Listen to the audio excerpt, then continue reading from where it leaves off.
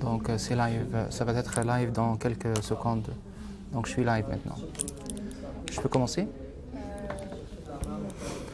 Donc nous sommes live. Vous êtes prêts?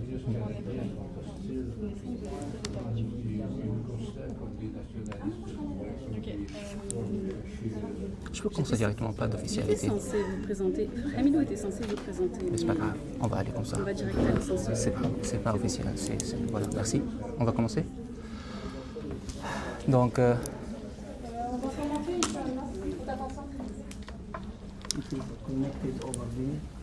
Ah, non. Non, avant. Ça va aller maintenant. Voilà.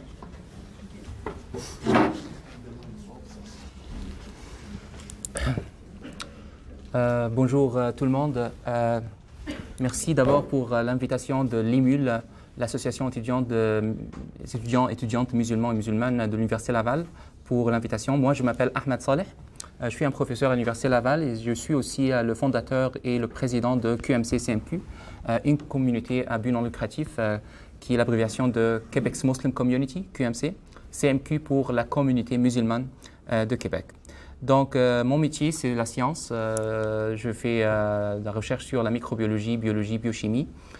Donc, pour moi, ça, c'est un sujet quand même branché de... Donc, avant de commencer, d'abord, je m'excuse.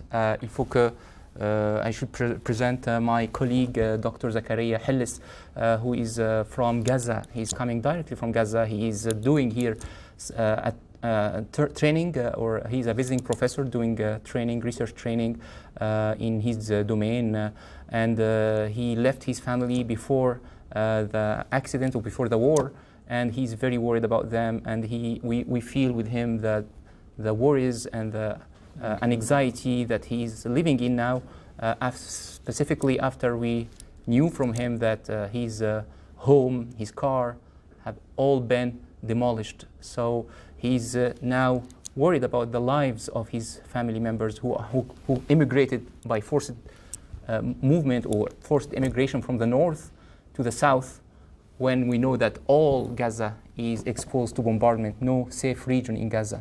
So welcome, Dr. Zakaria. Thank you, Professor Ahmed. That is very welcoming, and this is actually very crucial and challenging times for me. That is being disconnected with your family the whole time, trying to connect with them, trying to call them from time to time, from minute to minute, feeling in full anxiety and worry about their lives. We lost everything. Everything has been shelled and leveled with the ground. Still our souls and spirits, we hope that they can keep themselves alive during these very challenging times. Inshallah. Thank you for introducing myself. I am so pleased to meet all of you here. Thank you. Hoping that our voice will be louder and louder. Inshallah. Barakallah fi, Dr. Zakaria. Professor. And we thank you all for your attendance. On vous remercie, vous toutes et tous, pour votre présence avec ce grand nombre, malgré la courte durée de préparation pour cet événement-là. Je remercie aussi le Bureau de vie étudiante pour leur support, soutien, pour rendre ça un succès.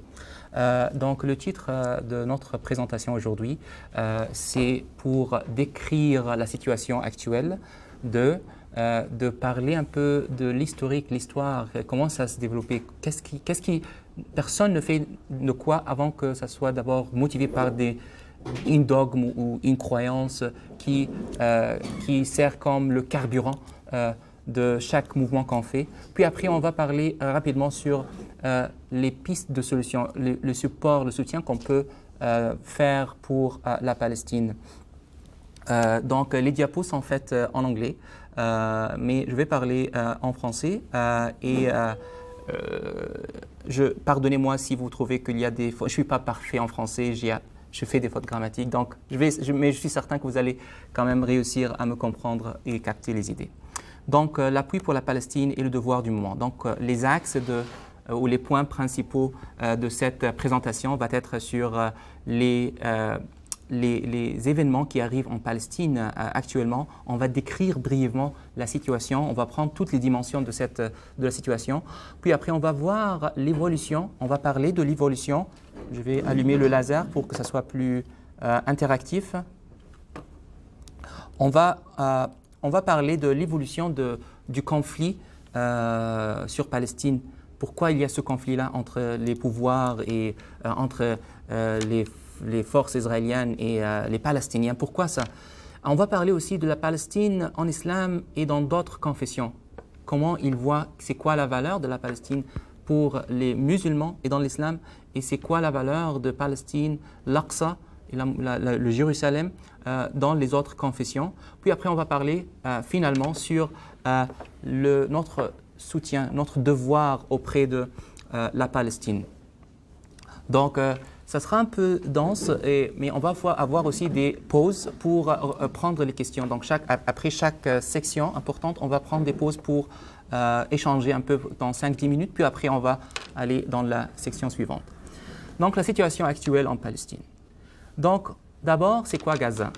Gaza, quand on voit à droite ici, ça s'appelle la bande de Gaza, Gaza Strip. C'est une bande très serrée, très peuplée, surpeuplée. En fait, ça fait partie des zones les plus peuplées dans le monde. C'est 10 km par 41 km. C'est composé de 5 sections ou villes. Le nord du Gaza, la ville de Gaza, Deir el-Balah, une troisième ville, et Khan Younis, la quatrième ville. Puis après, en bas, c'est Rafah. Ici, c'est la Méditerranée. Ça, c'est la frontière navale de la Méditerranée. Et dans les 4 autres dimensions sont des territoires, des frontières terrestres. Dans le nord, c'est l'Israël. L'est, c'est l'Israël. Le sud, ici, c'est l'Égypte. Et ici, c'est la Méditerranée. Le peuple de Gaza vivent sous blocus il y a maintenant 17 ans. Ils sont bloqués dans ce coin-là.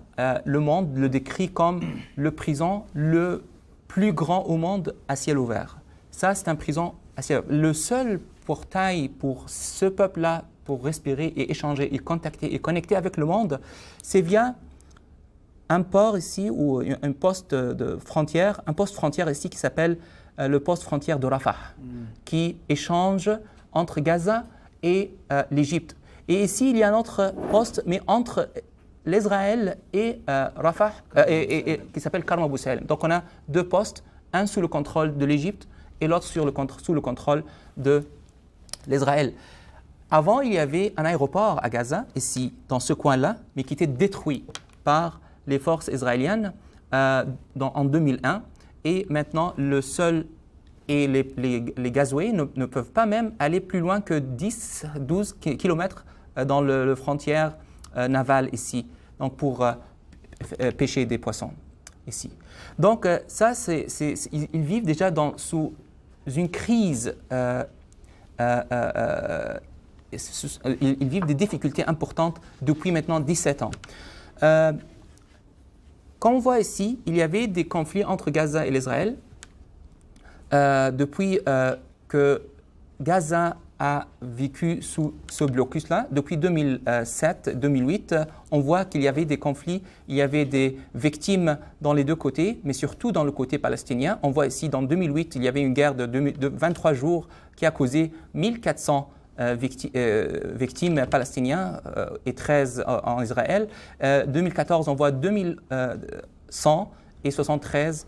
Et on voit pourquoi ce qui arrive en Palestine maintenant est très important, parce que le nombre croissant des victimes en Palestine, c'est un nombre sans précédent. C'est un nombre important. C'est 9000 qui dépasse la somme des personnes tuées depuis 2008 à Gaza. La même chose pour Israël. En fait, ça, c'est un événement qui a causé des victimes dans le côté israélien, qui est important aussi. Mais maintenant, nous voulons voir, j'aimerais vous montrer cette image-là qui démontre comment le peuple gazoué a respiré ou a senti la liberté une fois qu'ils ont brisé les murs électriques et en béton qui sont dans l'entourage de la bande de Gaza. Donc, c'est comme si quelqu'un qui est libéré d'un prison. C'est ça qu'on voit ici. Et ça, c'était dans le jour de 7 octobre où il y avait le déclenchement du conflit la guerre entre Gaza et Israël. Je commence par ce diapo-là parce que je le vois parmi les commentaires et j'aime ce quote-là, cette citation-là, parce que je le vois comme la citation la plus juste qui t'est dit désormais. Le secrétaire général Antonio Guterres, dans le 24 octobre, a dit quelque chose qui est important. Qui a dit « Hamas attacks on Israel on October 7th did not happen in a vacuum, as the Palestinians have been subjected to 56 years of suffocating occupation. » Donc, l'attaque de Hamas sur Israël n'est pas survenue du vide. Il était soumis à un blocus qui est incroyable depuis 56 ans, ou des difficultés importantes depuis 56 ans. Donc, si tu veux juger la réaction de quelqu'un, d'abord, regarde le contexte dans lequel cette personne a vécu. On ne peut pas demander pourquoi tu as greffé mon visage quand tu es en train de me tuer. C'est une question illégitime, c'est une question qui ne se tient pas. Il faut demander d'abord pourquoi tu m'agresses, tu veux me dépriver de ma vie, ma liberté, avant que tu me demandes pourquoi tu as greffé mon visage. Ça rend la question est-ce que tu es avec ou contre Hamas? Ce n'est pas la question, ce n'est pas la bonne question à demander dans ce contexte-là. La question à demander pourquoi Gaza vit dans ce contexte-là de blocus. Pourquoi est-ce que ça c'est légitime? Avant de demander est-ce que ce que Hamas a fait est bon ou pas. Donc c'est ça qu'on doit demander. Et c'est pour cela que j'ai commencé avec le commentaire ou la citation de M. Guterres, le secrétaire général de l'ONU, la nation. Donc c'est ça que je viens de dire en fait, c'est que la question est-ce que tu acceptes ou tu n'acceptes pas ce que Hamas a fait, ça rend la question invalide parce que c'est une question invalide. Il faut demander d'abord le contexte dans lequel Gaza et les Palestiniens vivent. Et on va comprendre ça profondément dans les diapos qui viennent. Donc, si vous regardez la carte à droite ici, c'est une carte qui est un heat map qui démontre l'intensité de bombardement dans les régions différentes à Gaza. Les points rouges ici, c'est où le bombardement s'est concentré. Les points jaunes sont moins concentrés, ainsi de suite. On voit que le bombardement est concentré dans le nord du Gaza et qui est vraiment l'enfer. Et je le dis avec une grande confiance, avec les calculs, avec les statistiques. Comment ça, c'est l'enfer? Parce que si on regarde ce tableau-là qui est complexe, que j'ai ramassé, et toutes les ressources, en fait, tous les diapos vont être avec vous à la fin, les diapos en PowerPoint, pour que vous puissiez les modifier, les utiliser, les partager et les utiliser pour d'autres rencontres faites par vous. En fait, ça, c'est un tableau qui démontre le nombre de bombes larguées par les États-Unis depuis 2001 jusqu'à 2021. On voit ici, en Irak et en Syrie, on voit qu'il y a un nombre total dans 20 ans, ce qui est égal à 154 000 bombes. En Afghanistan, dans 20 ans, il y a 85 bombes larguées sur Afghanistan. Sur le Yémen, 69 000 bombes larguées et jetées sur le Yémen. Sur Gaza, depuis seulement moins d'un mois, on voit que déjà il y a 12 000 bombes larguées sur Gaza, 12 000 bombes jetées sur Gaza. Mais si on fait des calculs simples, normaliser le nombre de bombes par rapport à l'air superficiel, la superficie, et aussi la durée de temps. Si on essaye de faire cette normalisation, on va être étonné, vraiment étonné. Regardez par exemple, ces 12 000, si on prend en compte la superficie de chaque région, Irak et Syrie, ça fait ensemble 623 000 km². Et si l'Afghanistan tout seul, c'est 652 000 km², le Yémen, c'est 555 000 km², tandis que le Gaza, la bande de Gaza tout seul, c'est 365 km² seulement. Si on normalise par rapport à l'air et la superficie, on va voir que, et par durée aussi, c'est-à-dire on voit combien de bombes sont jetées ou larguées par 100 km² par année. Seulement ça. C'est-à-dire qu'on voit combien de bombes sont faites tomber, sont larguées par 10 x 10, 100 km² par année. On va voir que Gaza a reçu 116 000 fois plus d'intensité de bombardement que l'Irak et la Syrie. Gaza a reçu 220 000 plus de bombardements normalisés que l'Afghanistan. Et a reçu 230 000 une intensité de bombardement qui est plus haut que le Yémen par 230 000 fois. Donc, c'est ça le résumé qu'on voit ici. L'intensité d'un bombardement normalisé par air ou par superficie et par durée de temps, c'est 115 000 fois plus haut que l'Irak et Syrie et 220 000 fois plus haut que l'Afghanistan. Ça veut dire que ça, c'est l'enfer.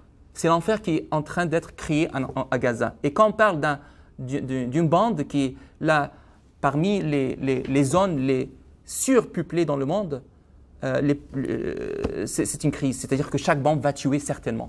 Va tuer des enfants, va tuer des familles, va tuer des femmes, va tuer des personnes civiles. Donc, ça brise le cœur. Ça, c'est incroyable. Ça, c'est sans présent. Ça, c'est plus haut que jamais. C'est ça qu'on peut dire. Plus haut que jamais. Les États-Unis n'ont jamais bombardé une région sur Terre comme c'est fait à Gaza. C'est ça qu'on voit. C'est pour cela qu'il faut faire quelque chose. Il faut arrêter cette crise-là. Il faut réagir. Donc, à Gaza, jusqu'à maintenant, et ces chiffres-là ont changé depuis que j'ai préparé les diapos. Bien sûr, maintenant, on voit que ça a dépassé les mortalités ont dépassé 9000 personnes. Parmi eux, 50%, ce sont des femmes, plus que ce sont des enfants, parce que, en fait, la population gazouée, la population à Gaza, c'est 2,3 millions, dont 47% sont des enfants. C'est ça la démographie de Gaza. Donc, quand on dit il y a des mortalités, certainement il y aura des enfants. Et Israël le sait, les États-Unis le sait, tout le monde le sait. Donc, et il accepte, il se porte, et il envoie des armes pour aider Israël à continuer. C'est ça qui brise le cœur, en fait. On n'a pas parlé encore on n'a pas encore parlé des personnes sous débris. On n'a pas encore. Ça, c'est juste les statistiques des personnes qui ont réussi à aller à l'hôpital pour qu'on prenne leur nom et leur affiliation.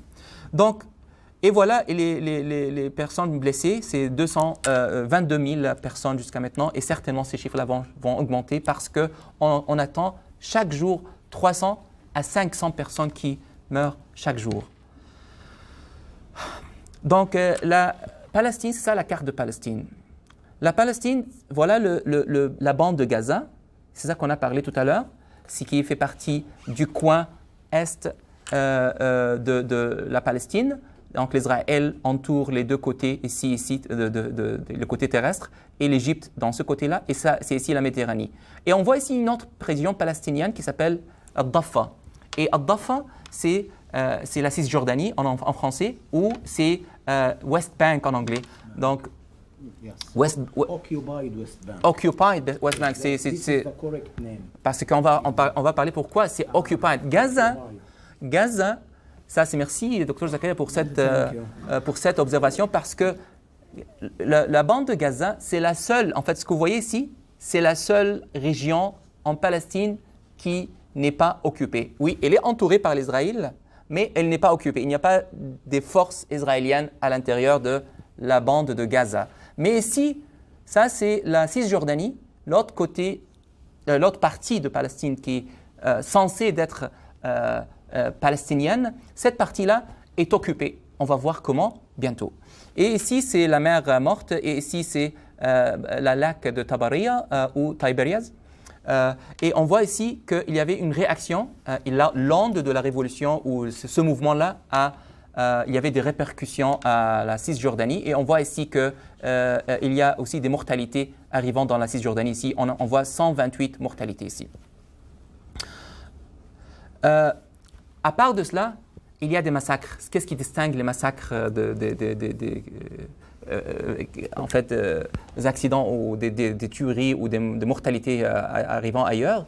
C'est que le massacre, c'est quand on bombarde, on cible un hôpital, quand on cible un quartier résidentiel trop chargé ou très dense, ça fait des massacres en fait. Ça génère des massacres.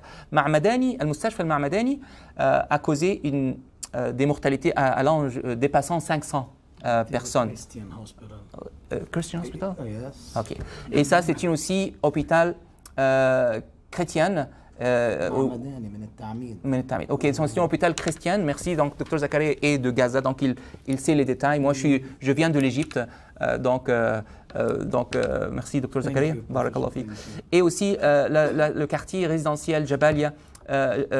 Aussi, on voit qu'il y avait des milliers de personnes qui sont entre tuées, blessées ou qu'on ne connaît rien d'eux, donc ils sont perdus. Ça, c'est pour les mortalités au niveau des personnes. Mais on voit aussi le dommage important de l'infrastructure de Gaza. En fait, les observateurs militaires ont dit que, en fait, mes calculs qui fait là-bas, le nombre de bombes que je viens de dire, qui est 10 000 ou 12 000 bombes, ça c'était annoncé. C'est le nombre annoncé par l'Israël. Le ministère de défense israélien a dit qu'on a largué 10 000 bombes. Et le porte-parole le ministère de la Défense a dit qu'on a mis, quelques jours après, a dit qu'on a dépassé 12 000 bombes.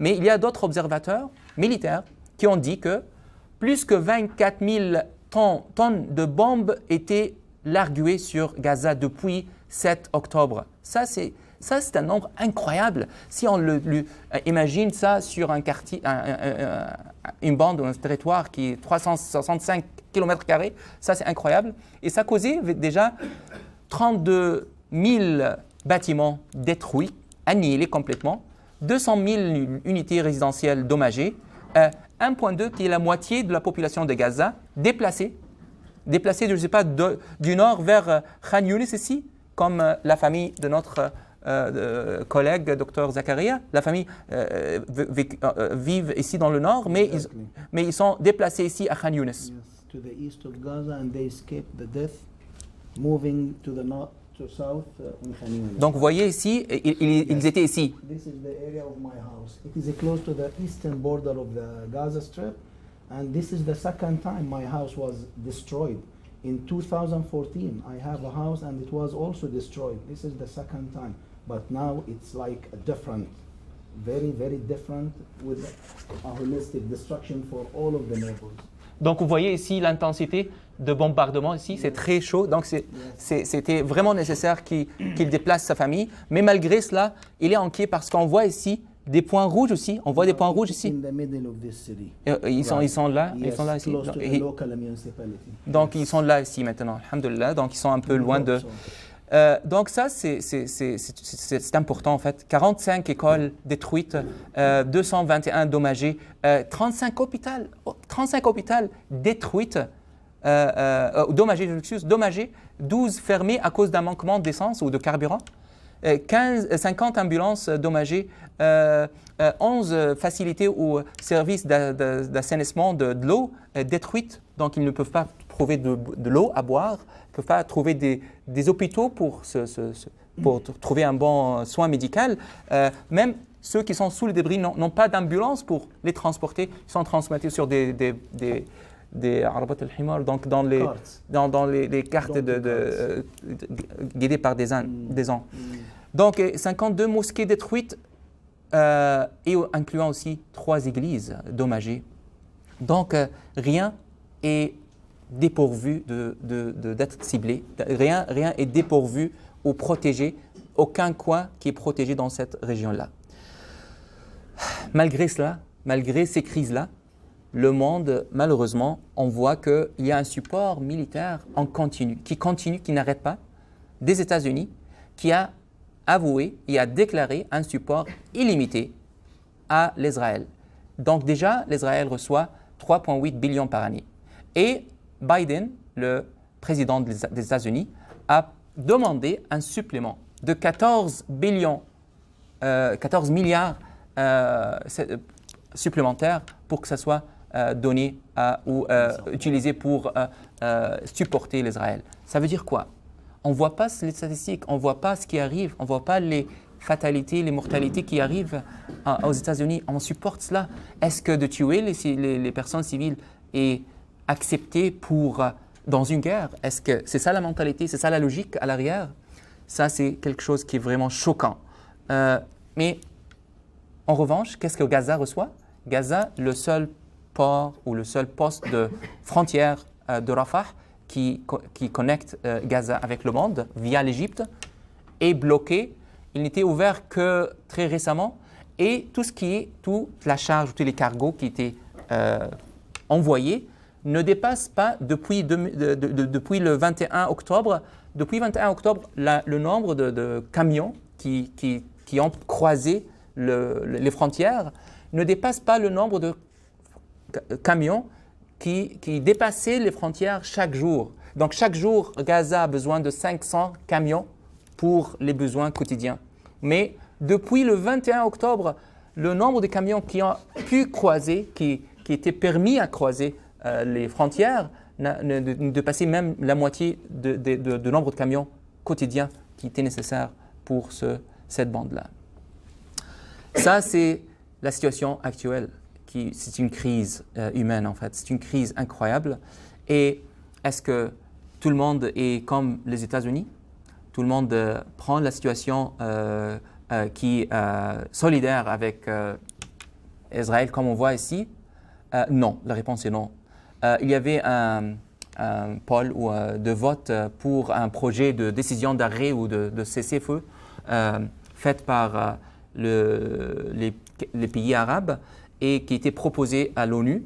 Et le monde a voté pour ou contre, ou il y avait d'abstention. On voit sur cette carte-là que la majorité du monde a dit « nous sommes pour le cessez-feu ». 120 pays autour du monde étaient en faveur de la décision d'arrêt de bombardement, arrêt de feu. 14 pays, dont bien sûr les États-Unis et Israël et autres, étaient contre l'arrêt de feu. Et il y avait 45 abstentions. 45 abstentions, malheureusement, dont c'est Canada. Et le Canada, malheureusement aussi, a proposé pour que la décision, pour qu'elle dise oui, je suis en faveur de l'arrêt de feu, je demande un amendement, une addition sur la décision. C'est quoi l'amendement? C'est qu'on libère ces deux conditions. D'abord, qu'on organise Hamas comme organisme terroriste. Je ne sais pas, est-ce que ça c'est le bon moment? Deux, de faire quoi? De demander que les personnes en captivité, les personnes captives soient libérées. Donc c'est la condition. Donc pour qu'on arrête, ça c'est comme cela que je la vois. Pour qu'on accepte le cessez-feu, pour qu'on accepte l'arrêt de bombardement des enfants, des femmes, des personnes civiles, pour qu'on accepte ça, pour qu'on soit pour cette décision-là, on vous demande d'abord de libérer les personnes captives, malgré que de libérer les personnes captives, c'est une bonne cause, mais est-ce que ça, c'est face à ça? Est-ce que ça, c'est égal à ça?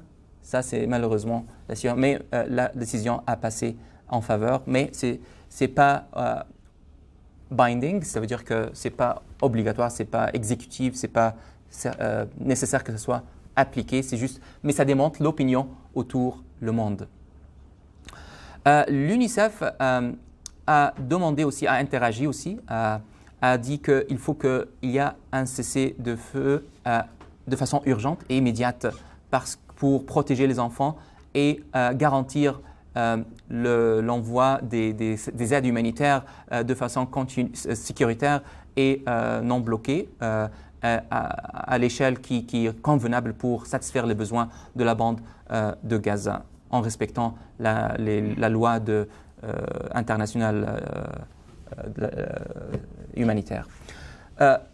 Et voilà, c'est ça, c'est une partie en fait, c'est une partie qu'on voit de loin de la situation à Gaza. C'est une snapshot rapide qui est grave déjà, mais d'écouter ou de voir de l'intérieur qu'est-ce qui arrive là-bas, je suis certain que ça c'est l'enfer. Là-bas, le mot qui peut décrire la situation là, c'est l'enfer sur Terre ici.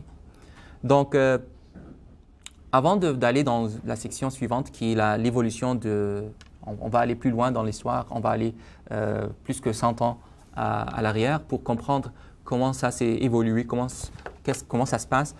On peut prendre des questions maintenant pour une période courte, 5 minutes par exemple. Ou je pense. Ou je peux répéter la question si jamais pour que ça soit écouté. C'est pas grave, c'est pas nécessaire. C'est pas grave. Donc, est-ce qu'il y a des questions?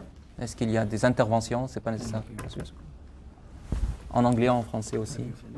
لا أنا اديت بس بوز عشان يسألوا بعد كده هكمل. If the question will be in English, that's gonna be like very important and very supportive for me. I'm so sorry for not speaking French, and I have only two languages. My native language is Arabic. The second language is English. Thanks for Professor Ahmed for explaining and illustrating everything deeply, as if he is more than Palestinian. Actually, he was very brilliant, very genius in summarizing and making the whole picture very clear, very informative in such like a very fantastic presentation. That was very informative. I really appreciate you, Professor. This is the list of things that we can do for Palestine. In fact, thank you. We are feeling speaking in a Palestinian and in a Gazan tongue and language. Actually, that is very appreciated. Such like all of you. I'm sorry for not engaging and joining you in French language again and again. So, if questions. So, if you have questions for understanding the situation from inside Gaza, from what's happening there, more deeply, you can ask Dr. Zakaria also before we go to the history. Il y a eu une résolution à l'Assemblée nationale du Québec qui a été présentée par Québec solidaire hier ou cet après-midi ou je ne sais pas quand, là, mais elle a été refusée par la CAQ, qui est un parti qui endosse les politiques canadiennes face à Gaza. Alors, j'aimerais exprimer le fait que les Québécois ont longtemps été solidaires des Palestiniens, puis que ça ne reflète pas l'opinion publique québécoise. Et puis on le manifeste, puis on va continuer de le manifester. Exactement, c'est ça. Je ne sais pas si vous pouvez expliquer ça à monsieur, que l'attitude des gouvernants par rapport à Israël ne reflète pas un sentiment populaire. This is the situation. Yeah. So he wants to say that the people in Canada are in different position than the leaders of Canada and the leaders of probably. And I think this is the same thing all over the world. But because people are humane and they are not with killing, we are not happy seeing children being killed. That's actually what we have noticed: marching and rallying along the Quebec streets, doing protestation and demonstration. We have seen with our naked eyes. We have seen the solidarity by the Quebec and the Canadian people. They all were in support to Palestinians. They were chanting, engaging with us. We noticed that. But there is, sometimes a separation between the governmental leaders and the level of the government and the presidency, as well as the people. The people who are, alive, their spirit and soul are alive and watching what is committed in Gaza. So they are in full solidarity and patronage to Palestinians and Gaza. They feel that we are under depression and oppression. They feel and they know the whole story. But unfortunately, some of the government all over the world, especially the Western aliens, they are looking for their strategic interest. That's the issue. No way and no place or any pace for the humanity. That's the problem. They think about the strategic interest and how they keep it globally, no matter what will be happening for the civilians and innocents. But people, we believe that their spirit and their soul are joining and are supporting us. That is noticed and considered. And I really, really appreciate that, because we are living in Quebec and we notice this support from Quebecans as well as from Arabs and Muslims in Quebec. And that's why we are here. We are trying to talk together, because we have also a pressure to make. We are able to influence, we are able to impact the leaders, because we can say we are angry. Exactly. We do not accept that. We are paying the taxes not to kill people elsewhere. So this is why we are here. We want to exchange and talk and cultivate this culture to be positive in front of what we are seeing. Keeping silent isn't a solution. We will not keep our mouth and our voice silently. We are human. We have to feel with the others. So we have to do like an influence and impact on the governors as well as the presidents. Sooner or later, they will hear us. No way. They have to hear. They have to listen to what we are chanting. Yes. Barakallah fiik. Merci Une beaucoup. question, Oui. avant qu'on poursuive avec les autres questions. Mardi dernier, la Bolivie a arrêté les relations diplomatiques avec Israël. Bolivia. Et est-ce que vous avez un avis sur... est-ce qu'il y a d'autres pays qui vont suivre cette démarche? Vu qu'on a vu dans la carte, c'était plutôt vert. Oui. Il y avait finalement une minorité qui s'opposait au cessez-le-feu. La majorité allait dans ce sens-là. The countries that were opposing to the decision of that were opposing to the strategy that cut diplomatic relations with Israel. Je pense que c'est I think this Bolivia and Colombia, and there is a third country that I don't remember its name now. Chile. Yes. Excellent. Thank you. Yeah. South America, Latin Yes. America. Yes. They have exiled the ambassador of the Israeli state. They told all of the diplomatic committee, get out of the country, and they retrieved their ambassador back from Israel state. That's the good impact of the humanity. That's what we need to do, to make a pressure on Israeli state to stop the massacre, the slaughter that is committed day by day in Gaza. We need them to move on, to make something. Yes. Merci beaucoup. Also, Jordan has also have done lately the same. Okay. Yes, Jordan also. Yes. Also. The first Arab country. Exactly. Yeah. Jordan has retrieved their ambassador and get the Israeli ambassador out of Jordan back to Israel in condemnation and denouncing what is committed in Gaza. Yes. My question is, well, first of all, thank you for acknowledging French as the national language of the country. Of course, That's very much appreciated. But my question is, should the Palestinian solidarity movement in the West strive to get people to support the resistance, or should we only stick to a humanitarian outlook and only talk about Israel's crimes? Should we try to lead like an ideological struggle against the propaganda to get the people to support the resistance and not only denounce the crimes of Israel? I don't know if it's... So the question is it ideological? Shall our war, est-ce que notre guerre c'est idéologique ou c'est pour vraiment aider court terme, long terme, c'est ça? Dans le fond, que les populations en Occident ne se contentent pas seulement de dire que, mettons, ça n'a pas de bon sens, que les crimes n'ont pas de bon sens, mais les Palestiniens ont le droit de résister. Ce que la résistance palestinienne fait, c'est légitime. Il faut la soutenir. C'est pas juste de dire qu'il faudrait qu'Israël arrête de tuer des gens, mais que le peuple palestinien a le droit de résister. A le droit de résister. Oui. Donc the question is, our focus is on claiming the right of Palestine to resist being occupied, or should we focus on the other party, which is Israel, and criminalizing or accusing its criminals? I will tell you something, and keep your eyes and mind peeled to me. This crisis isn't started like very recently, let's say on 6 or 7 of October, no way. It's decades and decades of unfairness and injustice that is imposed on Palestinian people. It's around 100 years before. And that's what we are going to... Exactly. This is long time before. So what is requested from our side is to denounce what is taking place and what is committed against Palestinian community, either in Gaza Strip or West Bank, as well as all of the international community is considering us like a people under occupation. And this is by the United Nations organization.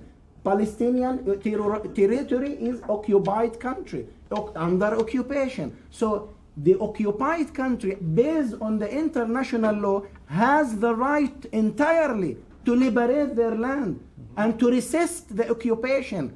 We have the right to resist and liberate our land, to get them out of our land. This is the right that is reserved by the international community.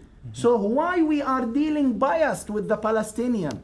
Yeah. We support other countries to get their land liberated. We support South Africa, we support Ukraine financially, military, all kinds of support is bumped and discharged to Ukraine with military and billions of dollars. However, we are seeing Palestinians are killed and their homes are ruined. Leveled with the ground, wiped out, and nobody is speaking about this. No one has a blink of an eye on this. Yes. So this is our role, to do like denouncing and making focus and making the crimes that is committed by Israel visible in the world, as well as you have the right to liberate your land. You have to get your land free. Exactement, merci.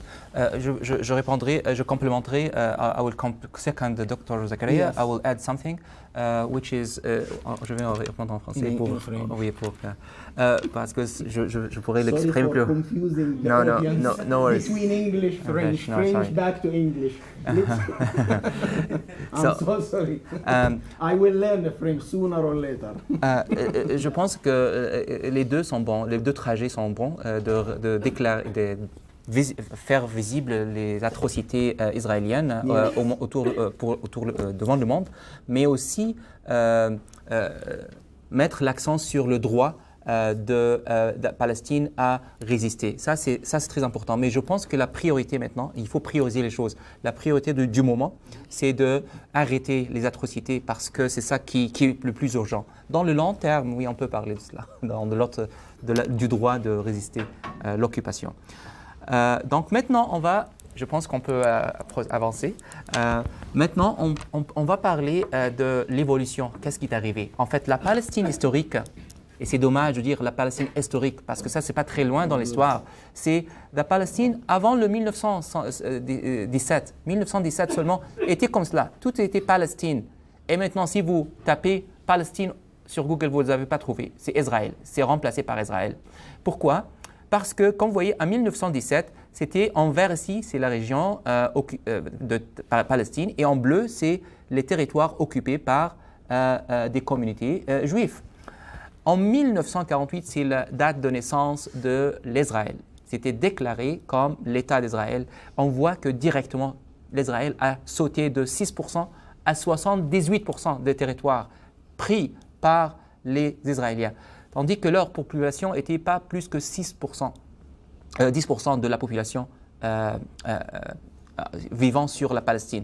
Puis après, ils ont mis dans 1967 la Gaza, les deux seules régions qui étaient laissées aux Palestiniens, Gaza et la Cisjordanie, les deux sont devenus occupés. Les deux dans le 1977, qui en fait le 1948, on l'appelle Nakba, la catastrophe. Le 1967, on l'appelle Naksa, qui est Nuzouh el-Kabir, l'exodus. La grande.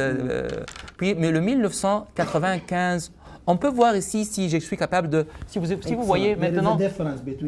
Oui, on voit les îlots. The colonization and the settlement. C'est pour cela, Dr. Zakaria m'a corrigé quand je dis la Cisjordanie. Il faut dire la Cisjordanie occupée, parce qu'ils n'ont pas seulement laissé cette région pour les Palestiniens, mais ils sont infiltrés dans la Cisjordanie. Ils ont ségrégué et dissecté les secteurs pour que chaque quartier résidentiel soit séparé de l'autre quartier. Et il ne faut pas croiser des frontières avant d'aller d'un coin à un autre.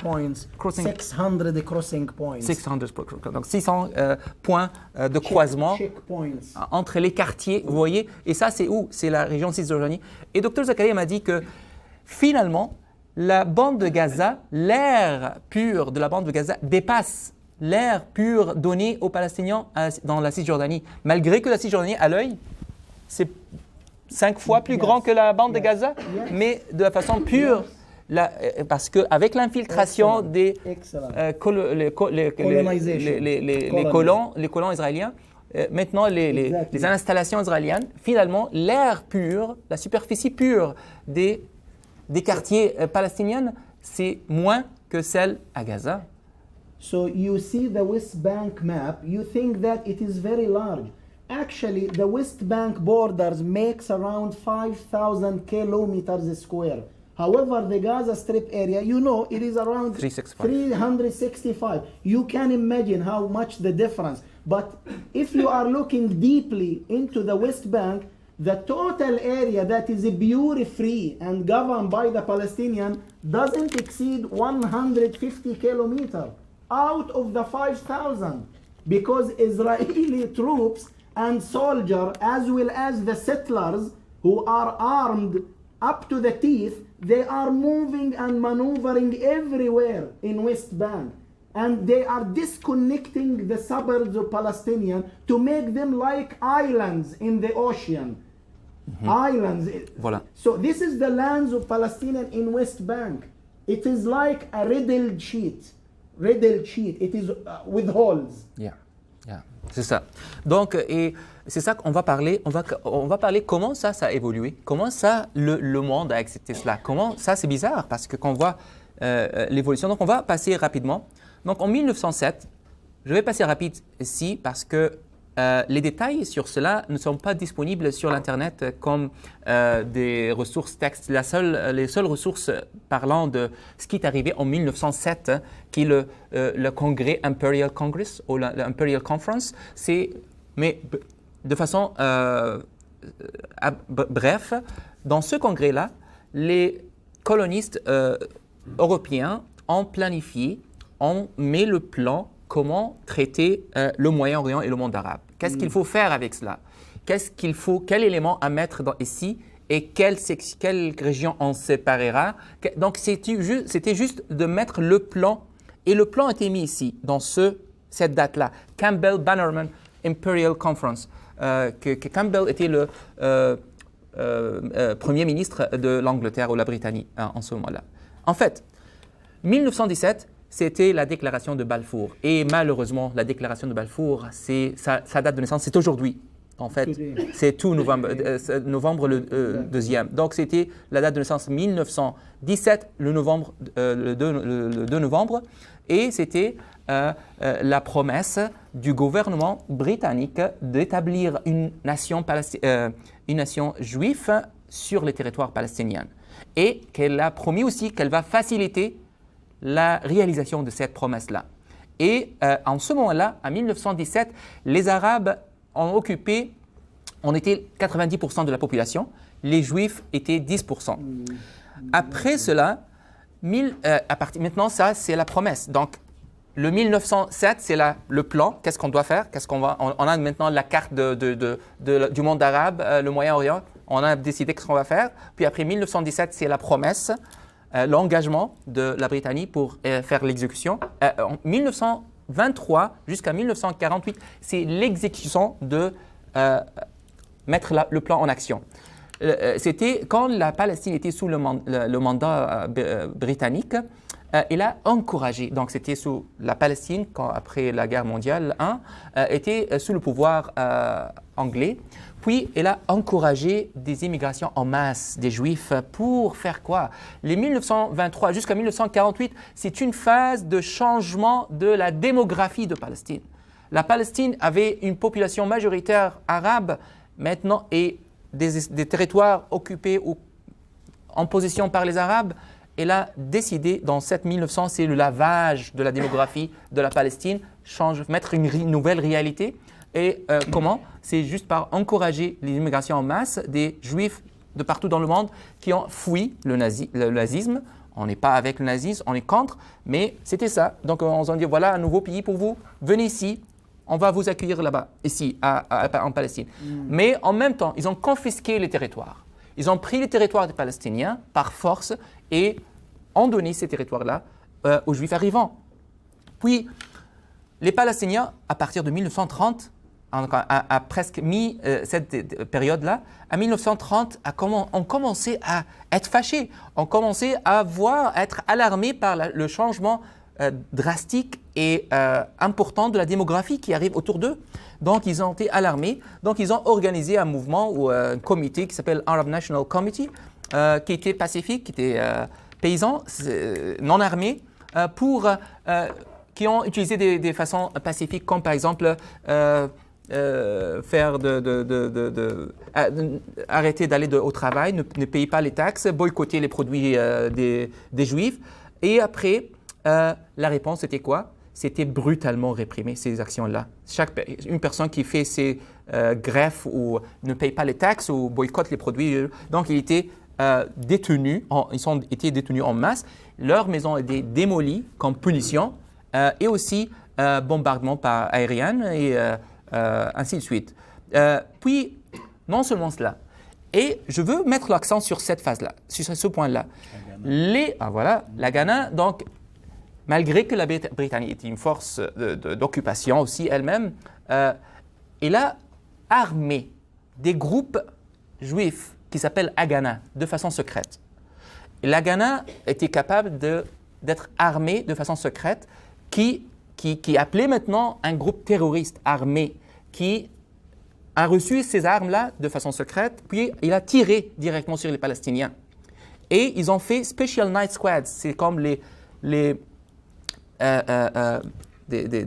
qui sortaient dans la nuit pour tuer et cibler et pêcher quelques Palestiniens chaque jour. Et ça a transformé après comme l'armée israélienne. La Ghana s'est transformée comme l'armée israélienne plus tard.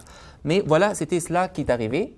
En 1947, c'était quoi? C'était après que la démographie a changé dans cette période-là, le 1923 jusqu'à 1948. À 1947, l'ONU a dit qu'on va faire une partition. Alors, il y a un problème maintenant. C'est le moment maintenant de faire deux partitions. Il y a une communauté juive, une communauté arabe. On veut faire maintenant une partition parce que la population juive qui était 10% au début, 1917, a augmenté, a haussé jusqu'à 33%. Et qui ont eu un territoire de 6% seulement. En même temps, et les villages aussi, donc non seulement que la démographie a changé, mais la Ghana aussi a changé la réalité d'infrastructure. Donc ils ont détruit les traces des Palestiniens sur les villages. Donc ils ont bombardé les maisons, ils ont changé les noms, ils ont changé tout ça. Et maintenant, il y avait une résolution 1181 qui a appelé une partition entre les Arabes et les Juifs. Non seulement que ce n'est pas juste, mais aussi la partition était injuste, vraiment brutalement injuste. Donc ils ont dit quoi? On va donner aux Juifs 55% des territoires. Et ces territoires-là sont les plus fertiles. On sait que la région de Quds et Jérusalem, et cette région qui est à l'est, qui est la Cisjordanie, cette région, c'est des montagnes, c'est pas planaire. Oui, c'est des montagnes. Ils ont donné 55% de territoire global de la Palestine aux Juifs qui est dans les frontières navales pour les Juifs et le restant 45% pour les Palestiniens. Et la résolution aussi incluait que la Jérusalem va être ni aux Arabes ni aux Juifs, ça va être donné, ça va être sous le contrôle d'une personne, d'une partie tierce. Certainement, c'était quoi la réponse des Palestiniens? Les Palestiniens ont rejeté ce plan-là. Et donc, on peut voir ici l'évolution les statistiques de l'évolution de la population juive encouragée par les Britanniques. On montait de vraiment presque 10% jusqu'à 33% de la population palestinienne. Et voilà ce qui est arrivé, et voilà le plan de l'ONU de 1947. Ils ont dit que, voilà, on va vous donner ces territoires en vert. Les territoires en bleu, qui représentent 55%, vont être donnés aux Juifs. Et là, le Jérusalem, vu que ça héberge la mosquée Al-Aqsa, qui est sacrée pour les musulmans, l'église de résurrection, qui est important et très important pour les chrétiens, et que le Jérusalem est important pour les Juifs ici, ça va être sous un contrôle international. Et voilà. Donc, les Arabes donnaient 42% seulement. Donc, on va terminer ça avant de prendre des interventions. Donc, en 1948, il y avait la catastrophe maintenant. Donc, après que les Palestiniens ont rejeté le plan, bien sûr. Donc, ils ont rejeté en 1947 le plan de division, le changement de la démographie, le changement de l'infrastructure, les territoires. Donc, 1948, la catastrophe est arrivée qui s'appelle Al-Nakba, qui est une crise importante en arabe. Et dans cette année-là, il y avait un massacre qui est nouveau dans l'expérience palestinienne. Il n'y avait pas de ce genre de massacre, 100 personnes tuées dans un coup comme cela. C'était le massacre de Deir Yassin, dans l'entourage, dans une région à l'entourage de Jérusalem. Et directement après, un mois après, Israël a annoncé son établissement comme État d'Israël. Malgré qu'il n'y avait pas une résolution, les Palestiniens n'ont pas accepté la proposition de l'ONU, mais voilà, c'est une réalité. On va mettre la réalité sur terrain comme cela. Puis, la guerre a commencé, bien sûr. Comme réaction, la guerre entre les Arabes et l'Israël a commencé. Et directement le lendemain après l'annoncement de l'établissement de l'État d'Israël. Puis, 6 mois après, l'ONU a proposé une autre résolution. Ils ont dit OK, on va retourner, on va donner le droit aux Palestiniens de retourner. Pourquoi ça? Parce que dans cette année-là, il y avait 750 000, dans cette période-là, entre 1923, où il y avait un changement de la démographie, quand les Juifs sont arrivés et quand les Haganah ont pris les maisons et quand les territoires des Palestiniens ont été confisqués, il y avait une immigration forcée. Il y avait 750 000 personnes palestiniennes étaient forcées à immigrer et à quitter la Palestine ou à vivre dans des refuges. Bien sûr, cela était 750 000. Si on le voit maintenant, on peut dire c'est un petit chiffre, mais ça fait la moitié de la population palestinienne en cette époque-là. Donc la moitié des Palestiniens étaient forcés à quitter. Et donc, c'est comment le bargaining que l'ONU a fait, OK, on va donner le droit à ceux de retourner. Mais on demeure dans l'avancement que 55% des territoires pour les Juifs. Donc, donc les Arabes ont arrêté, on dit OK, on verra qu'est-ce que ça donne. Donc, la guerre était arrêtée à janvier 1949 avec un armistice entre Israël, l'Égypte, Libanon, Jordanie et Syrie.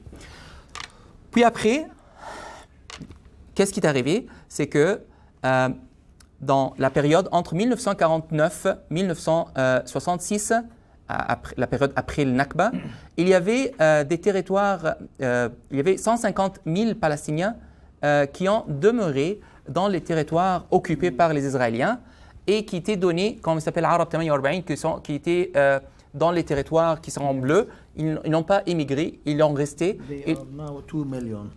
Donc maintenant, ils sont 2 millions. Puis ils ont maintenant, ils ont été donnés la nationalité 20 ans plus tard. Gaza, la bande de Gaza était devenue sous le contrôle parce que vu que l'Israël a mis une situation, a posé sa situation, donc la bande de Gaza était sous le contrôle de l'Égypte, vu que l'Égypte est voisin de Gaza. La Cisjordanie était sous le contrôle de la Jordanie parce qu'il n'y a plus de pays palestiniens maintenant, donc ces deux régions étaient sous le contrôle.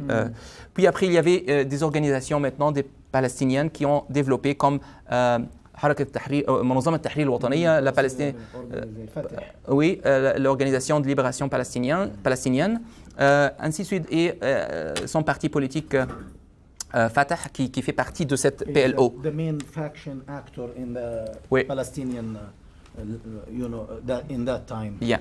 Puis après, en 1967, qu'il y avait une deuxième crise qui s'appelle Al-Naqsa.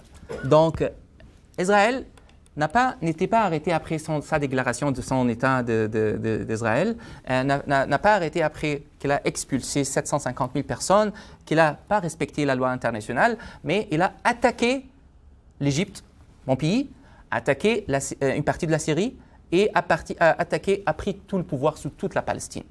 Donc il a pris de l'Égypte la péninsule de Sinaï, a pris une partie de Syrie et a pris tout le pouvoir sur la Palestine, incluant Gaza, la bande de Gaza, et aussi la Cisjordanie. Et il y avait une deuxième vague d'expulsion des Palestiniens causée par cela. Il y avait les Palestiniens, on avait des choix. Soit que tu quittes, soit tu vivras sous le pouvoir israélien, mais avec un système d'apartheid. Tu es traité différemment, tu n'as pas la même loi, les mêmes avantages, les mêmes Just I would like to make sure that Israel occupied these Arabian territories during An-Naksa with the full support from USA. Ah, certainement. It is very important. They were opening air bridge of artilleries and military options and troops to support Israel. So Israel could defeat those alien countries at the same time. They occupied Golan Heights, occupied West Bank, Gaza, which was under the government of Egypt, as well as the Egyptian Sinai Peninsula. All of them were occupied. That's why it is named like An-Naksa. It's like another catastrophe. Voilà. So we need to know that the aliens of Western countries from that time was supporting and subsidizing Israel with all means of support. Exactement. Puis après, maintenant les Palestiniens n'ont pas de choix. Il faut qu'on fait quelque chose. Il y avait un uprising ou une révolution, mouvement public, national, qui a commencé dans la bande de Gaza, qui était initié à la bande de Gaza. Pourquoi? Parce qu'il y avait 4 ouvriers qui étaient tués par un van ou une voiture israélienne sans que ce soit questionné ou rendu comptable. Cela a déclenché la révolution qui a duré pour 5 ans presque ou 6 ans, entre 1987 jusqu'à 1993. Puis ça a déclenché aussi, ça a incité au développement des organisations armées comme Islamic Resistance Movement. En fait, Hamas, c'est l'abréviation d'un mot qui s'appelle Harakat al-Muqawama al-Islamiyya. Parce qu'on peut comprendre que Hamas, c'est l'ambition d'être ambitionné à faire quelque chose. Non, Hamas, c'est l'abréviation de Islamic ResistanceMovement.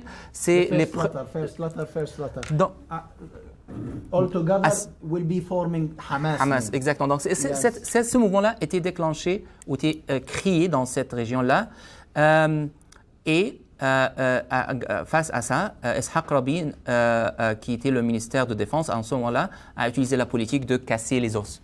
Casser les os pour n'importe quelle personne qui résiste, qui essaye. Ça, c'était la première fois. Donc, depuis 1917, les Palestiniens ont utilisé des moyens pacifiques. On attend le monde, on attend qu'ils vont avoir un peu de justice.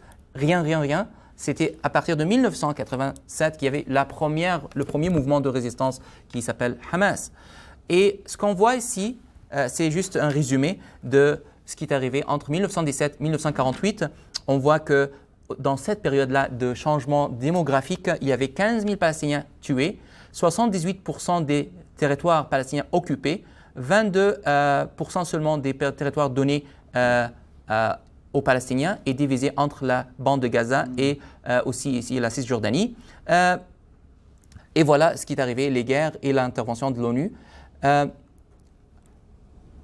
Et aussi on voit la Naksa ou l'Exodus de 1967, après que l'Israël a pris 78% des territoires et on a dit qu'elle a étendu son occupation pour qu'elle prend aussi la bande de la Cisjordanie et la bande de Gaza et en même temps une partie de l'Égypte qui s'appelle la péninsule de Sinaï et une partie de Syrie qui s'appelle Golan, oui. Puis dans cette époque-là, on voit ici dans la bande, la Cisjordanie, vous voyez tout ce qui est en point rouge ici. Tout ce qui est en point rouge, ce sont les colons israéliens qui ont commencé à s'infiltrer. C'est à partir de cette année-là, le 1967, que la Cisjordanie a commencé à être appelée la Cisjordanie occupée. Parce que après cette guerre-là, 1967, les Israéliens ont infiltré dans ces régions, ont commencé à dissecter ou ségréguer la région, comme vous voyez ici. Puis après, il y avait un accord en 1993. Cet accord-là, moi je le vois une autre crise. Cet accord-là a donné comme promesse aux Palestiniens, OK, vous allez avoir votre gouvernance, votre autodétermination, vous allez avoir votre premier gouvernement, on va vous donner un État, mais cette promesse-là n'était jamais arrivée, jamais réalisée. Et il n'y avait aucun gouvernement palestinien élu dans cette, après la formation de l'autorité palestinienne. Puis, après cette année-là, en fait, les Palestiniens ont vu qu'il n'y avait aucun changement. Ils ont vu que l'autorité palestinienne est comme sous-contracteur qui travaille pour les intérêts israéliens. Aucun avancement sur terrain. On ne voit pas l'État développé ou établi. On ne voit pas l'autodétermination. On ne voit rien. Donc, ils ont vu que ça, c'est juste un agent qui travaille pour l'Israël. Et ils ont fait une autre révolution à partir de 2000, l'année 2000, quand Ariel Sharon, qui était membre ou le leader du parti de Likoud, il a fait une provocation, il a visité la mosquée Al-Aqsa avec des personnes armées, puis il y avait 5 victimes tuées de Palestine, donc ça a déclenché une autre révolution.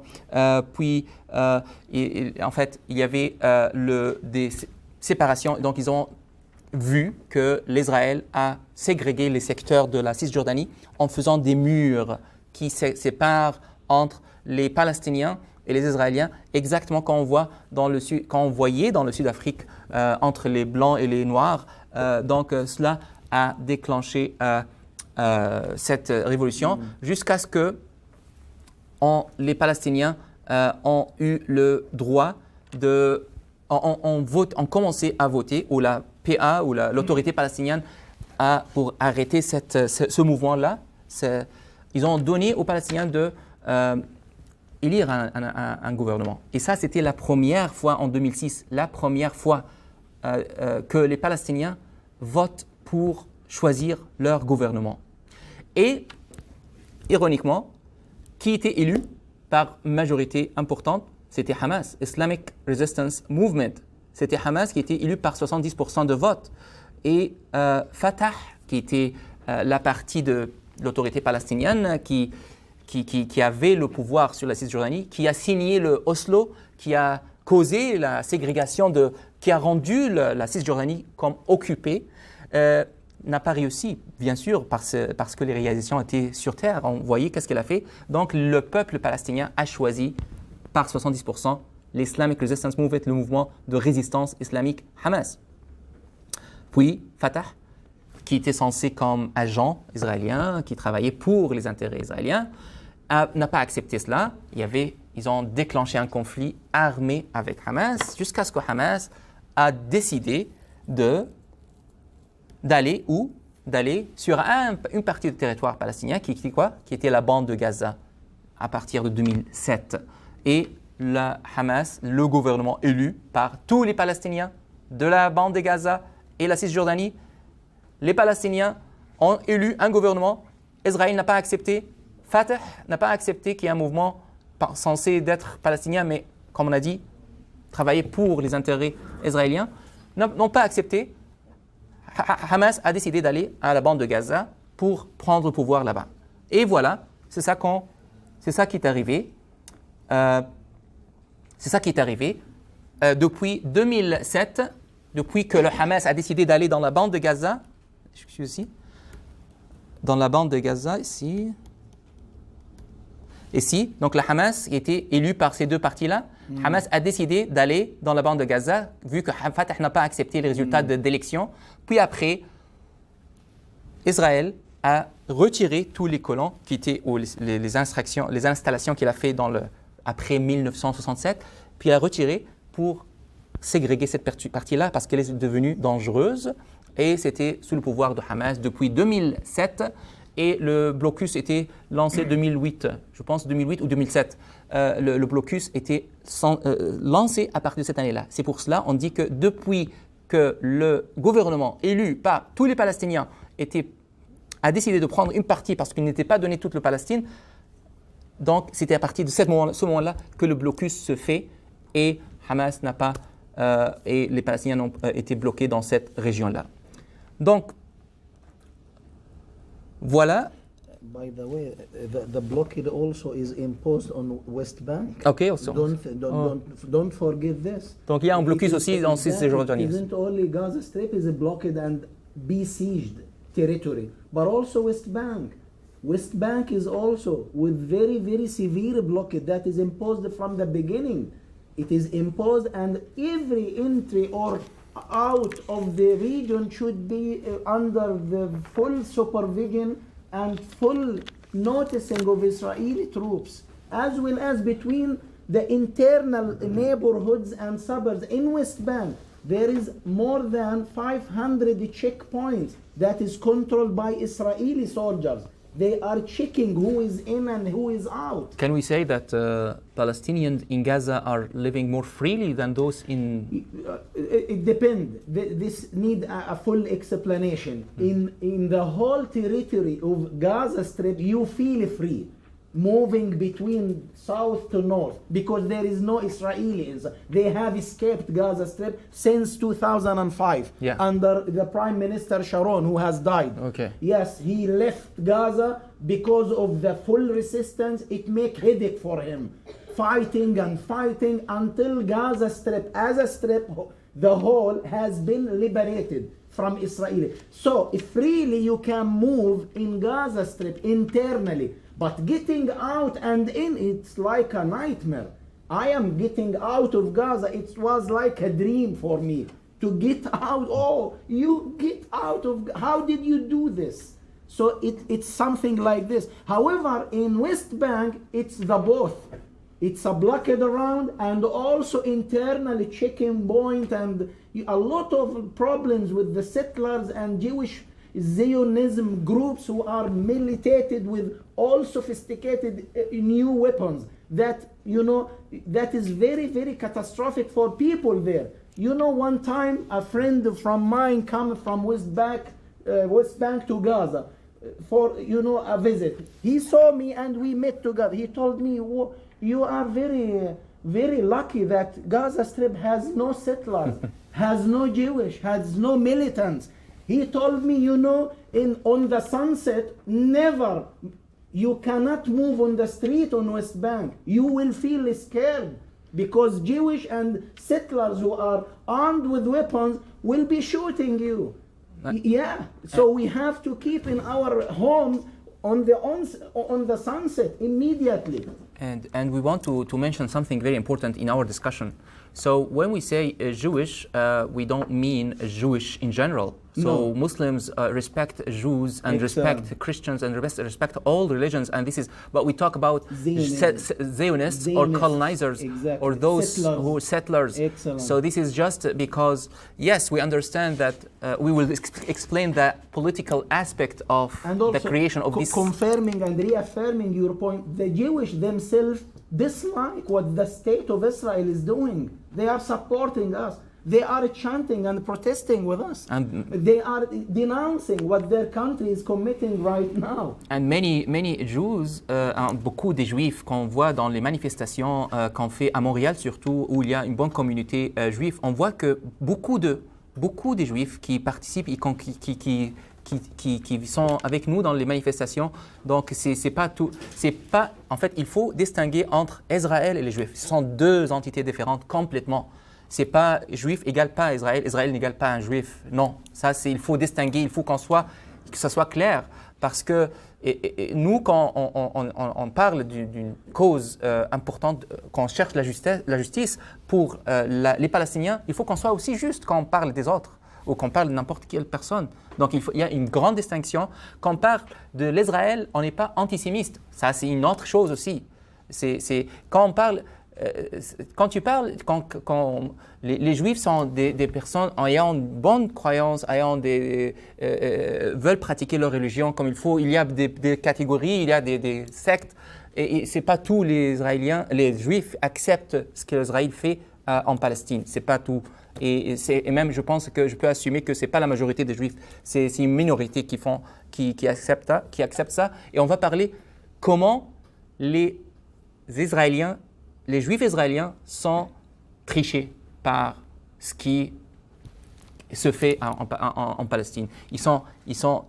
On va expliquer plus en détail les l'arrière de les motifs qui contrôlent ce qui arrive en Palestine maintenant. D'abord, avant d'aller dans la partie de confession, la foi, la doctrine, la dogme, qui motive tous les gens, en fait, les différentes parties à prendre leur position dans la cause de Palestine. Est-ce que vous avez des questions dans la partie qui était terminée? Ah, ok. Question. Oui.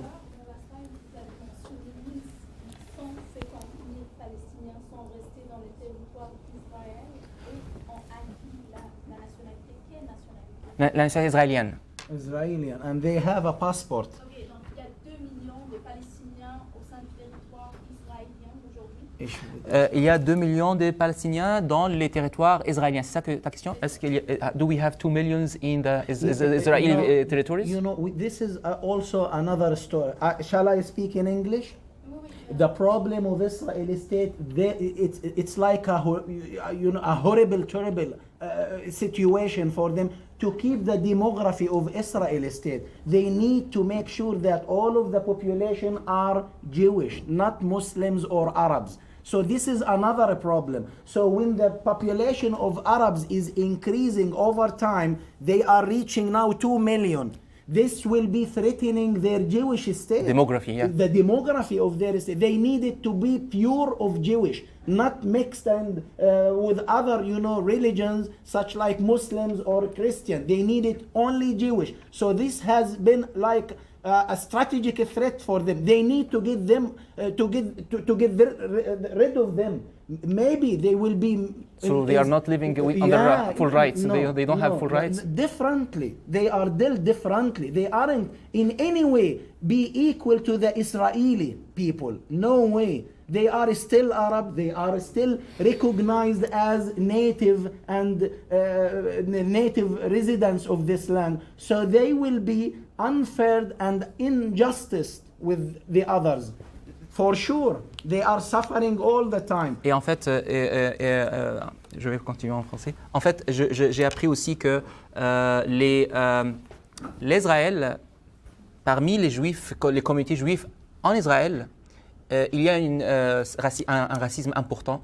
Donc un Juif noir n'est pas comme un Juif blanc, n'est pas un Juif qui vient de l'Éthiopie, n'est pas comme un Juif qui vient de l'Europe ou qui vient de Caucasien. Donc c'est ça qu'on voit malheureusement ça c'est un système d'apartheid qui est connu, qui est appliqué en Israël malheureusement. I have a question for Dr. Zakaria, and also you. You mentioned 10% of In the at the very beginning, beginning, before in 1948. yes, when it was still called Palestine. Yes, this is right? regarding. We had 10% of Jews and 90% of what is Arabs. So with Arabs, it's all the other religions, I guess, not only Muslims. Yes. Exactly. Yes. There is a lot of Christians. So my question is the following: among those 10% of Jews, like they were considered Palestinians, they are Arab Jews. Right? Excellent. Yes. What happened to them, and I mean, were they considered as not like what happened So- to them because they are Palestinians? Yes, it is very perfect question. You know, we have the Palestine by the history was of multiple religions. Yes. It's a track that is joining two main continents, Asia and Africa. So we have more than one religion. Maybe the majority was Muslim religion. However, they were Christian, either Catholic and Orthodox, as well as a Protestant along with Jewish. They were all living together very safely and peacefully. You know, there was no problem because the majority of them also, or not the majority, all of them are from Arab origins. So we have Jewish in the Arabian countries. We have in Morocco, we have in Yemen, we have in Egypt. Iraq, we have in Egypt. Yeah. Christians and Jews, huh? Exactly. So there was no problem, such like in Egypt. But you know, the problem is after Balfour Declaration, which was like a public statement. It was noticed in the presentation. The Balfour of Britain declared that this piece of land will be given to all Jewish in all over the world. So they were compiled and biled, traveling by ships toward Palestine territory to be residing there and given a homeland for them to be gathered from all over the world. So those Yes, were invited to. They were in the land before the others coming and joining them. They were not, let's say, excluded from the new state of Israel. They were like invited to change their nationality. No, I will explain again. Yeah. So the 10% of Jews that were originally living in Palestine Yes. were considered like natives, citizens Exactly. of Palestine. So they were living under the Ottoman Empire as natives, as citizens. They were not treated differently. They were very well treated equally to any other person. They were Arab. And they were Arabs also. Speaking Arabic. Speaking Arabic. Exactly. So it is between 1923 and 1948, Exactly. Jews that were coming newly, they were arriving from Europe, fleeing Nazism, and also from elsewhere in the world. So the period. So here, from 10% to 33% of the population was because many Jews came from Europe and elsewhere in the world. So they were not nationals to It was, Palestine.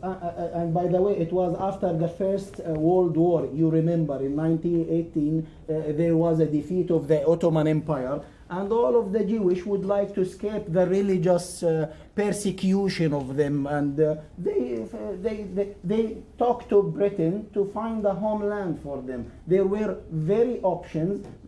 More than one option, and it was finally selected to be like Palestine. So they gave Palestine to those communities to establish their state. There was a question here. There was a question here. Selon vos explications tantôt, Yasser Arafat, comme chef du Fatah, Oui. était un traître à la cause palestinienne. En fait, cette conclusion était, moi je ne peux pas nommer une personne comme traître, mais le mouvement au complet, c'est plus facile à le nommer. Oui, en fait, la conclusion globale du mouvement de Fatah n'était pas pour la cause palestinienne, et jusqu'au moment, et on le voit déjà, et on voit les résultats. On ne va pas parler des opinions ouvertes comme cela, on va voir sur territoire qu'est-ce qui est arrivé. L'Oslo était signé dans où Fatah avait pouvoir sur la bande la Cisjordanie et aussi la bande de Gaza. On voit que qu'est-ce qui est arrivé à cette bande-là durant son pouvoir ou durant le pouvoir de Fatah. Donc, on ne peut pas nommer quelqu'un directement. Do we call Yasser Arafat as a betrayer to the, or we just because we criticized here, because from the resources that I took, they criticized the Fatah organization as working as agents for the Israeli cause, but in that meaning. But can we name Yasser Arafat as being one of these? Can I speak in English as a response for your question, if you please? A little bit. A little bit. We cannot talk any Palestinian faction as a betrayer. Let's agree on that. But you know, the means of resistance could be different from age to age, from phase to phase, from time to time. That's the issue. Fatah has led the resistance from the beginning. They have established the Palestinian Liberation Organization. Fatah movement, its name is taken from Fatah, which is the liberation movement of Palestine, the same as Hamas, resistance movement. But Fatah has begun, you know, the movement in resisting Israeli in the beginning. But after the second and several times of defeat, they noticed that there is no way to get their lands liberated by force means. So they have switched using political tracks and political issue to get the land liberated. That's the difference. Hamas is still believing that something which is taken by force will not be retrieved either by, you know, except with force. No diplomatic solution will retrieve your land. If it is taken by force, it should be retrieved by force.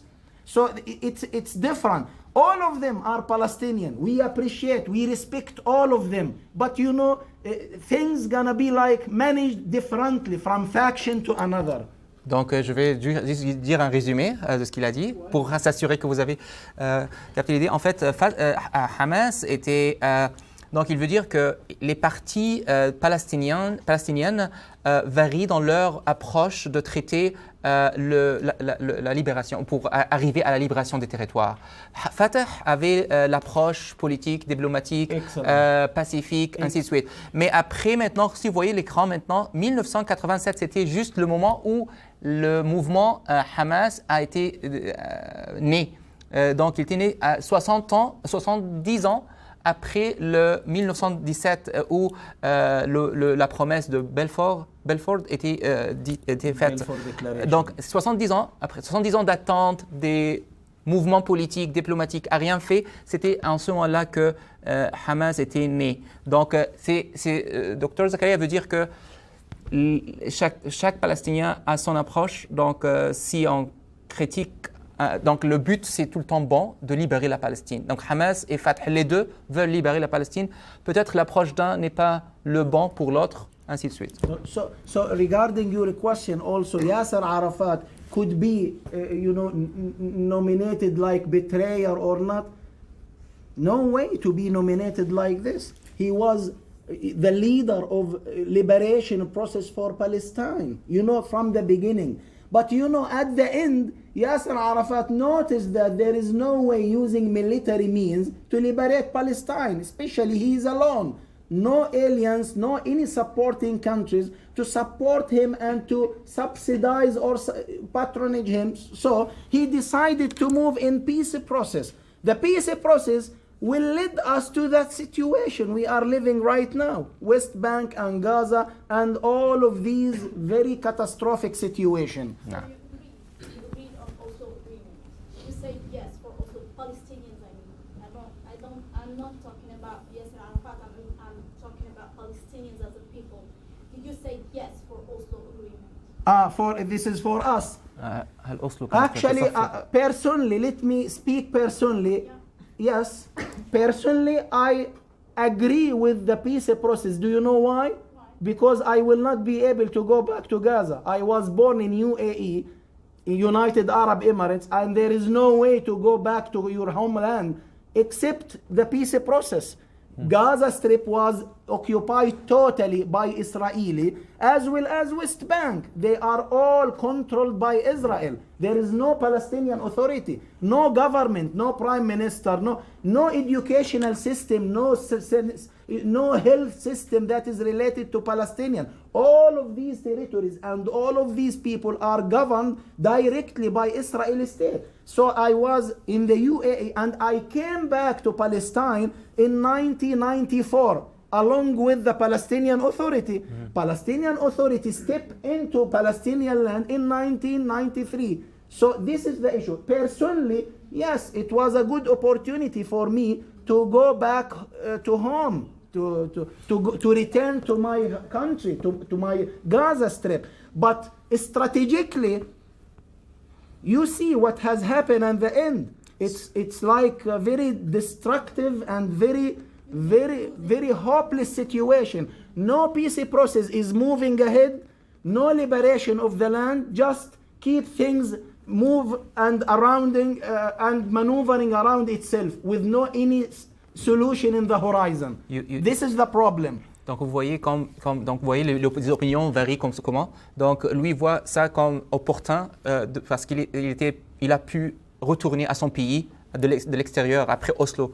Mais selon moi, quand je vois cette carte-là, qu'après la Cisjordanie était complètement verte, mais après que Oslo s'était signé, il y avait 3 zones, c'était segmenté en 3 zones. Moi, je la vois une perte importante. Donc voilà. Mais la crise est multifacette, multilatérale, donc voilà. J'ai fait passer une feuille pour les questions parce que je pense qu'on n'aura pas le temps de peut-être tout traiter en termes de... Oui, le temps, on a dépassé. Du coup, on a un petit peu dépassé. Désolée pour ça. Mais je ne sais pas si vous voulez prendre encore quelques questions. Oui. Et aussi, sinon, vous pouvez écrire sur la feuille, puis on pourra les communiquer pour un échange après la présentation Donc, bien sûr, les échanges ont pris de temps qui a fait que peut-être on ne va pas être capable de terminer la présentation. On pourra peut-être prendre un autre moment pour continuer. Mais c'était ça le but, en fait, d'échanger, de prendre les questions, d'écouter les deux, que ce soit interactif. Alors, merci beaucoup à tout le monde d'avoir assisté à ce grand nombre. Merci pour les contributions, les interactions. C'est très intéressant et nous avons aimé vraiment d'être avec vous. Merci beaucoup. Juste une question. Ouais. Je m'excuse, je sais que c'est terminé. Mais, toute la partie de l'histoire est vraiment très importante, mais on aimerait savoir, nous, ce serait quoi nos devoirs? Oui, on peut prendre. Oui, en fait, on peut prendre cette dernière diapo-là comme parce que c'est ça le titre vraiment de notre rencontre aujourd'hui. Au moins, c'est ce diapo-là qui est. En fait, moi, je pense que qu'est-ce qu'on doit faire face à cette situation-là? C'est juste, c'est beaucoup de choses. En fait, on voit qu'est-ce que la souffrance des Palestiniens, on voit l'authenticité de la cause de Palestiniens. Il faut réagir. On ne peut pas rester silencieux. On doit faire quelque chose. Donc, ça, ce sont seulement des suggestions, des idées. Mais j'ai classifié les idées en 4 catégories. Donc, d'abord, de corriger les croyances qui pourront limiter nos actions. D'abord, ça c'est 1. 2, corriger les malcompréhensions qui peuvent exister dans tout le monde. En fait, les médias, c'est un instrument important qui peut manipuler la perception de la cause palestinienne. Donc, il faut traiter ce problème-là. Donc, on doit réagir dans ce côté, dans cet axe-là. Aussi, continuer à faire la pression sur les leaders. Ça, c'est important. Et 4e, c'est supporter directement les Palestiniens. Les Palestiniens n'ont pas les capacités de boire, n'ont pas d'abri, ils sont des personnes perdues dans le ciel ouvert comme cela. Donc, ils ont besoin de toutes choses, de A à Z. Donc, ils ont besoin de nos aides. Donc, je pourrais passer sur je vais choisir rapidement les éléments que je vois importants parce que les autres sont probablement faciles à déduire et vous allez avoir les diapos avec vous via l'émule. Donc, je vais focaliser sur cette section-là. Comment corriger nos compréhensions, les malconceptions qu'on peut avoir. D'abord, j'ai passé sur quelques éléments. Critiquer l'Israël n'est pas antisémite. Ce n'est pas quelque chose qui peut être égalisé à quelqu'un qui critique les Juifs. On n'appelle pas cela.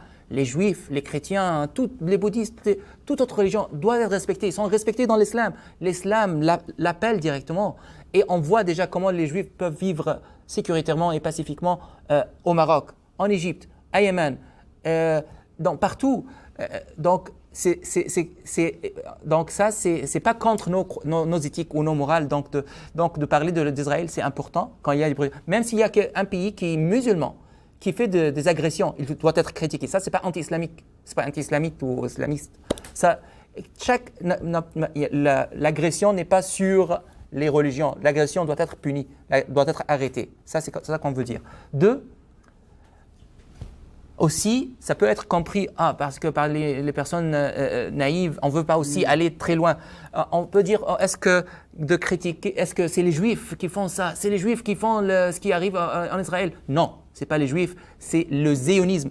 Et c'est ça qu'on n'a pas pu parler. C'est le zionisme qui fait les atrocités en Israël. Ce n'est pas les Juifs ne le font pas. Donc, de critiquer le zionisme n'est pas de critiquer le judaïsme, ne sont pas bidirectionnels. La même chose, zionisme n'est pas quand on critique le zionisme, ça ne veut pas dire qu'on critique la chrétienté. Les deux sont très loin de ce qui arrive en Israël. Aussi, il faut croire que l'Israël, par évidence, Israël ne respecte pas la loi internationale, ne respecte pas le droit de l'homme, ne respecte. Donc, ça c'est clair et c'est documenté. Donc, il faut croire à ça. C'est pour cela qu'on a le droit de critiquer un agresseur. Ils sont des agresseurs. Comme notre collègue ici a dit, n'importe quel peuple dans le territoire est prise, il a le droit, sous le droit international, de défendre son territoire. Par toute manière, ça c'est protégé par la loi. aussi, quand quelqu'un te demande, et le point dernier que je veux soulever ici, quand quelqu'un te demande la question, quand tu discutes avec quelqu'un à propos de ce qui arrive en Israël, il dit, il va te demander la question, est-ce que tu es d'accord avec ce que Hamas a fait? Ça, ce n'est pas une question légitime qui attend une réponse. Tu ne réponds pas, parce on ne peut pas réduire la cause de conflit israél-palestinien sur Hamas. Il faut regarder le contexte au complet, et cela rend la question. Quand on comprend le contexte, on va comprendre que la question de la personne qui demande ces questions-là n'est pas légitime, n'est pas valide et obsolète. C'est hors contexte. Okay? On ne peut pas blâmer une proie de griffer le visage de la bête quand la bête est en train de la manger. Ça, c'est naturel et logique. Donc voilà, et avec cela, et le restant, ça va être avec vous. Vous pouvez explorer et ajouter. Est-ce que c'est possible de faire une suite, mais la prochaine fois, il faudrait vraiment qu'on se concentre un petit peu sur les solutions, puis les solutions un peu plus directes. Comme ce qu'on pourrait faire tout de suite, parce que comme vous, comme moi, comme tout le monde ici dans la salle, quand on regarde ces enfants qui sont tués chaque jour, quand on regarde la situation, c'est dramatique, c'est fou. Comment le monde est devenu...